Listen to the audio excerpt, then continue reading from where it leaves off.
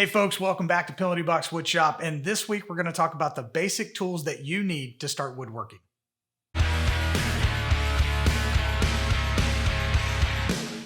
One of the most asked questions from somebody who's getting started in woodworking is, what tools do I need? So I've come up with a list of tools that'll get you through just about any beginner level woodworking project. So let's get started.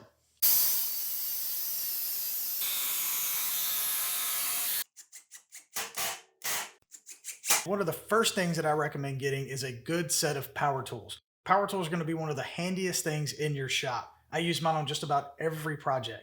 And first on that list is going to be a drill. A drill is something you're going to use on a wide variety of projects, from drilling holes for dowels, screwing in pocket hole screws, pre-drilling holes. You're going to use this a lot. And a good 1-2 punch with a drill is going to be an impact. The good news is most of the time they come in a set and they're fairly inexpensive. I got this entire set on a Black Friday deal for a good price. The impact driver is going to be awesome when you're going to have to screw in a lot of screws on a project. This thing is fast and it's strong.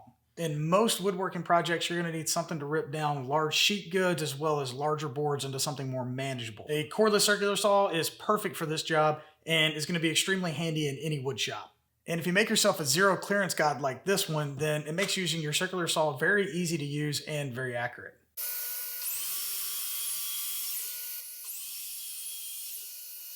All right, next on my list is the compound miter saw. The miter saw is good for cutting boards in length as well as making miter cuts on boards and on trim pieces.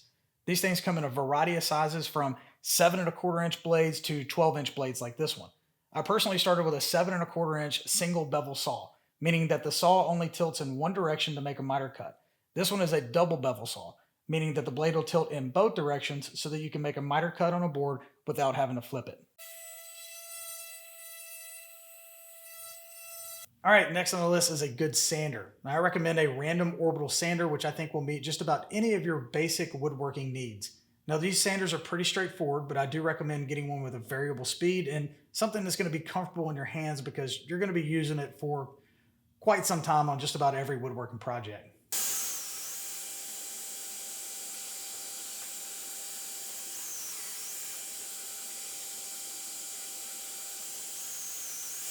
All right, next up on the list, and I'm probably going to get a couple comments on this one, but I highly recommend every new woodworker getting a good pocket hole jig.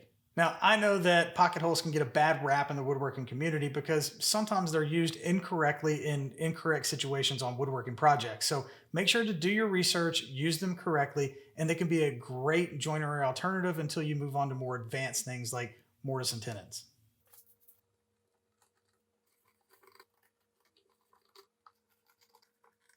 All right, moving on to something that woodworkers have the most of, yet can never get enough of, and that is clamps. Now, there is an extremely wide variety of clamps, and we can't get to all of them, but I'm going to show you the 3 types that I use the most and are my favorite. So first up, we have the bar clamp. These are a heavy-duty clamp that I use on a lot of woodworking projects. I use these a lot on tabletop glue-ups and large-scale glue-ups that need a lot of clamping pressure. Next up is these F-style clamps. And these little F-style clamps are extremely handy to have around the shop when you need to clamp down a straight edge or when you're working with smaller projects. They come in variety packs and they're pretty inexpensive. All right, last but not least, and a fairly new discovery for me, are these dovetail clamps. Now, these things are awesome for table saw jigs and workbenches, and all you need is a sliding dovetail slot, and these things slide right in and clamp down with tons of clamping pressure. So do yourself a favor and get some of these early on. All right, on to, without a doubt, my favorite tool in my shop, the table saw. Table saws are most commonly used to make rip cuts, cross cuts, and even dado cuts. But with the addition of the right table saw sleds, a table saw is one of the most universal tools that you could have in your shop.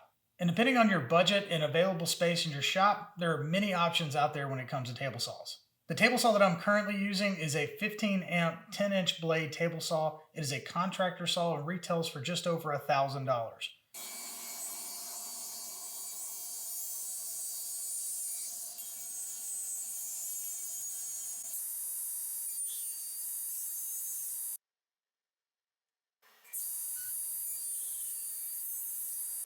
All right, folks, that does it for us today, and I hope this information was helpful. If it was, do me a favor, leave me a thumbs up so that I know.